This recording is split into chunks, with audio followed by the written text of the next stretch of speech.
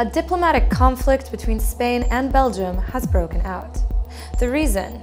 Flemish criticism against the Spanish judiciary for keeping Catalan leaders in pre-trial jail. Hello, and welcome to Catalan News.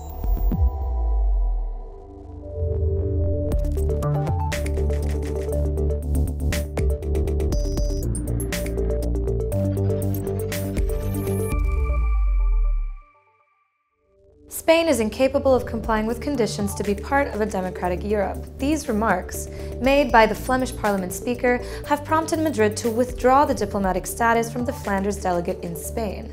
And this hasn't gone unnoticed in Brussels, as we'll tell you in a minute. On our show today, we'll also discover some Catalan vineyards in a very unique location. The Spanish foreign minister has admitted there is a diplomatic conflict between Spain and Flanders, and also Belgium. It all started when the Flemish Parliament Speaker sent a letter to a Catalan jailed leader, but escalated due to remarks he made last week. The Flemish Parliament President has on several occasions recently criticised Spain for jailing political leaders, but remarks made last Wednesday were the straw that broke the camel's back for the Spanish authorities. La violence exercée le jour du scrutin en Catalogne était l'expression d'une politique antidémocratique et fait la preuve que le gouvernement espagnol est incapable de remplir les conditions pour faire partie d'une Europe démocratique. The Spanish Foreign Ministry, headed by Josep Borrell, had warned Flemish and Belgian representatives in several meetings. But after Puman's comments, Madrid took action. The Flemish delegate in Spain had his diplomatic status taken away. That doesn't mean losing his job, but it does mean losing certain privileges. Borrell's office also says that if someone takes over his post, they won't be granted diplomatic status either. The Spanish foreign minister said he doesn't want to downplay the incident and admitted the issue has become a diplomatic incident with Flanders and with Belgium. And it probably has. The Flemish Parliament called the measure disproportionate and defended its president's freedom of speech. Meanwhile, the Flemish minister-president, who met his Catalan counterpart some months ago, called Spain's measure unprecedented. This parliament, there was unanimity in the parliament, right and left, to say this is disproportional, this kind of measure is disproportional. Within the European Union, this never happened since the end of World War II. The Catalan president also reacted in the same vein as the Flemish Parliament. Ja s'està enfrontant amb països de la Unió Europea.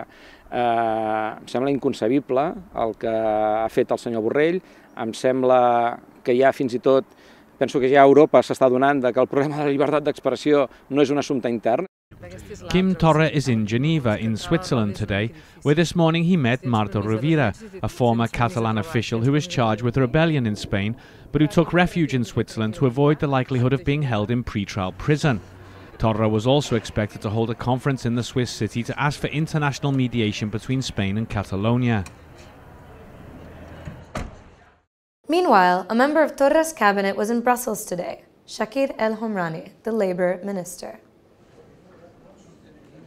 He wants the EU to directly fund European regions that put forth policies to welcome refugees, such as Catalonia. And in a meeting with the Director General on Migration of the European Commission, he suggested so, and according to him, she was open to his proposal.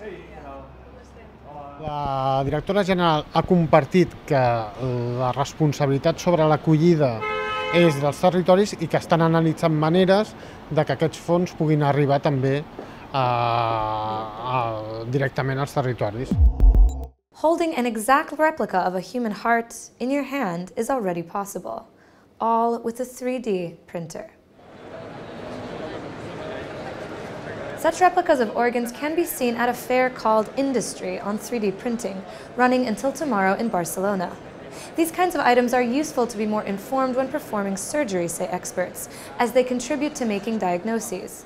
Some 3,500 professionals are gathered for this event. We've recently been talking a lot about the rain and of its effects. But this kind of weather also has more far-reaching consequences. For example, in the production of wine in a vineyard high up in the mountains in the north of Catalonia. Wine is an essential part of Catalan culture. Its temperate Mediterranean climate and fertile grounds are ideal for the vineyards, which are so typical to its scenery. But did you know that even an area high in the Pyrenees had its own wine culture? The county is called Alt Urgell, bordering with Andorra, and here the harvest season will begin after the end of this month. And according to local wine growers, it's worth your while to have a taste. Aquí dalt, l'acidesa, els aromes, els sucres d'aquí, això no ho trobareu enlloc més. No ho trobareu enlloc més. Sí que les produccions són molt petites, però realment el que ens surt d'aquí val la pena de veritat. This despite a more difficult season, especially due to the heavy rains seen in Catalonia, which increased the danger of mildew. This, however, can be avoided with careful work. There are over 300 hectares of mountain vineyards in Catalonia, 16 of which are in Alt Urgell. It's predicted that high-elevation viticulture will become more common in the future, in part due to climate change. Meanwhile, the upcoming harvest and its unique wine is an opportunity to learn more about a complex practice through a tasty addition to your night out, to your meal, perfect for an autumn night in the Mediterranean. A new exhibit brings you the Paris of the 20th century, specifically Montmartre, through the eyes of seminal artist ToulouseLautrec. Over 350 works are showcased at the Caixa Museum until late January in an exhibit called ToulouseLautrec and the Spirit of Montmartre. This includes paintings, sculptures, newspapers, photographs, even objects, and of course, prints and posters. Did you ever ask yourself why Lautrec preferred to work in this medium? That was mainly strategic. As opposed to a painting, his art advertising the Moulin Rouge, for example, would be seen by thousands. But still, despite his aristocratic upbringing, he saw no hierarchy when it came to art. He would just as easily and happily create a drawing or a painting or a print or an illustration for a book. There was no hierarchy in his art. So the branding would be that he made art a democracy. To finish our show today, we bring you footage of a landscape which might drastically change in the near future. It's a natural spot called Cadaqués, north of the country, in which a luxury residential area is set to be built, despite ecologists' opposition. Thanks for watching, and see you tomorrow.